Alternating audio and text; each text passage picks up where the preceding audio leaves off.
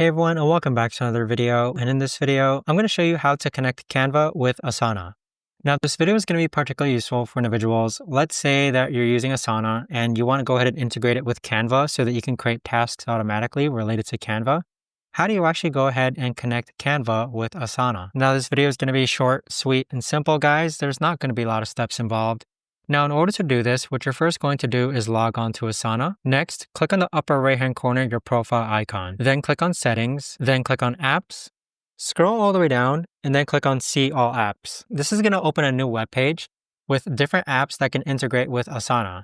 If you scroll down, you should be able to find Canva right over here. So simply click on Learn More, and then click on Install Asana for Canva. But that right there, guys, is the best and easiest way that I know of to actually go ahead and connect Canva with Asana.